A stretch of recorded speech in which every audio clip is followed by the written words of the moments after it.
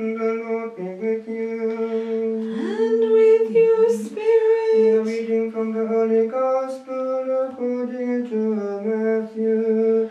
Glory to you, O Lord. Jesus said to his disciples, "You have heard that it was said to the men of old, 'You shall not swear falsely, but shall perform to the Lord what you have sworn.' But I say to you, do not swear at all, either by heaven, for it is the throne of God, or by the earth, for it is his footstool, or by Jerusalem, for it is the city of the great King.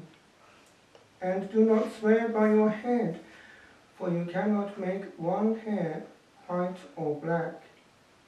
Let what you say be simply yes or no. Anything more than this comes from evil." The Gospel of the Lord. Praise to you, Lord Jesus Christ.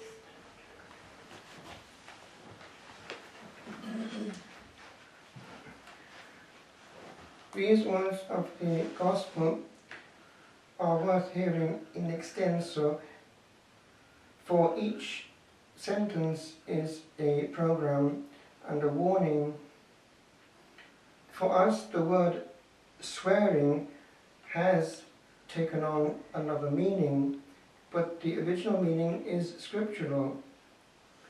We remember that the translation of the Holy Scriptures into English in the time of James I, when he authorized this translation, which came out in 1611, and which we have here in the revised form of the Revised Standard Version, which is also allowed in the lectionaries if one wishes, rather than have the Jerusalem Bible, has therefore a continuity with what words have come into the English language and have formed that language.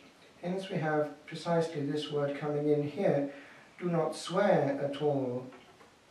Now, swearing therefore took on this meaning, which is true. It does involve heaven, it does involve the one that we are invoking. It has lost its meaning in people's mind, for they do not know the meaning of many of the expressions that they are using. But the B word, for instance, which when we were children was completely anathema, and what still ought to be the case, is an invocation of our Blessed Lady and asking her to bear witness to the truth of what we say by Our Lady, and so on. These expressions are condensed into our modern swear words, but they're precisely swearing. They're bringing heaven down to earth to make them a part of our emphasis, using God therefore as a punctuation mark, an exclamation mark, just to make a point. And we think we can get away with it as though we were not listening. In Ireland we use the expression cursing. Now, in the Irish scene, unfortunately, this element of cursing is also something pretty dynamic, but in negative. And many people come here actually with issues of curses. They tend to be, but are not always the case, from the travelling community, because there they have a whole developed system of cursing, as we know, and unfortunately they do work, because the devil is not shy to be invited and to come in and to get a foothold, and these curses have to be broken, and they know perfectly well that only a priest can actually break them with authority. What they call bad luck comes until they are broken. Things will not work, etc. Now, bad language is based, therefore, on two elements, essentially.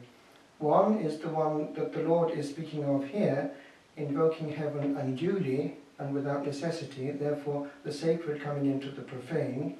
And we must not excuse ourselves too lightly, because there are subtle Christian ways of doing that. One borderline case is that of actually misusing scripture. It's difficult because when one is bathed in a Christian atmosphere and culture, as in the Catholic sphere, one tends sometimes to speak lightly and humoristically about certain acts that we are used to getting involved in, e.g. what goes wrong in liturgy, etc., because that's our life. So too in Protestant circles, one tends to manipulate scriptures very effectively sometimes, but it happens in Welsh and in English, Welsh being the language precisely of a very Catholic, not a very Protestant country, very scripturally based, where therefore scripture is manipulated very well, in inverted commas. But anyway, we've got to be careful because we do forget that we are handling sacred words. And we get used also in the Catholic sphere to handling the sacred as though it were not too sacred. We get familiar with it, and the way that we handle it in conversation is an echo of that. Because it's difficult then to get back into another mode, a sacred mode, if one has been banalizing the thing in conversation just before. That's the issue.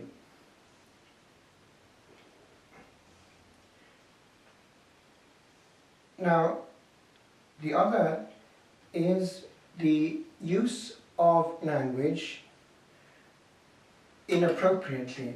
That is to go against certain social conventions.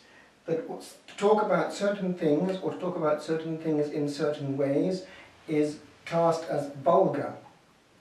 Therefore, that is the other side of bad language. One is using things which often are in themselves sacred and holy, but making them unsacred and unholy by the way that we handle them cheaply. Therefore the devil has a part in that as well, that what is sacred in the realm of, for instance, genitality and procreativity is brought down to another muddy level. The devil having a field day on that level.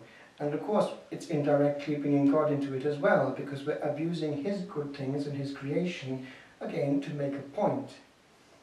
So those two elements are the essential elements of bad language, the sacred and the unsacred, or the badly used sacred, vulgarity. Now, why do we do it? We do it really because we have to be like everyone else. If we're a man, we have to be virile. But actually, in so doing, one is showing that one is not at all virile, because one is wanting to be precisely equal to others who are pretty low down. One can ask oneself, is one not superior to those who does that kind of thing, those who do that kind of thing, because they have no other vocabulary, precisely by showing that one can make a point, and far more powerfully and poignantly, without having recourse to the repetitive use of bad words and lazy language, because that's what it boils down to, by having a certain education and acumen to invent the unexpected, which will remain in people's mind and usually make a far stronger point. I remember in the specifically English culture that we were involved in, e.g. in our parish, which was very Benedictine, and in that whole circuit, and also when I would visit my friend in Oxford, that there it was very much a game of the unexpected. They would not actually laugh, but they would get you chuckling in yourself just by the unexpected twist at the end. And that is true culture, far more ennobling and ennobled than the other. So it's our choice. Who do we want to be like? Are these based in the pub culture, the glories of Guinness, going to be our model, or are they going to be somebody who perhaps has something to say, and in a memorable way? The choice is ours and ours only. But it's worth it, for if we master the game of language, we can perhaps go through this life not damaging but healing, not losing merit but gaining it, all with the same sentence, said well, said lazily, or said vulgarly. It's our choice. It's a grace to be asked for, especially on a first Saturday or a Saturday in May or June by now. We're going to ask our Blessed Lady what she would have said when she was using the tongue here on earth. We can be pretty sure that never, while she was on earth, would she have allowed a slightest syllable unworthy of the divine to cross her sacred lips.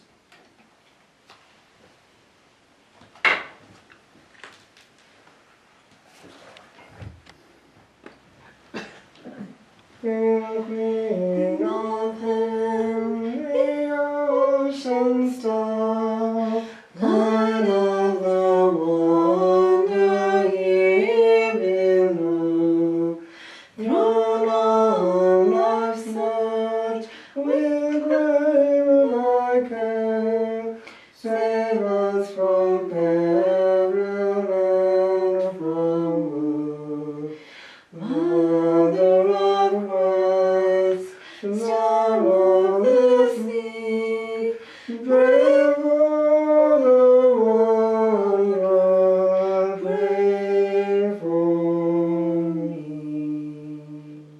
gentle taste and faultless maid, we sinners make our prayer to thee. Remind us now that he has paid the price of our iniquity. Virgin most pure, Star of the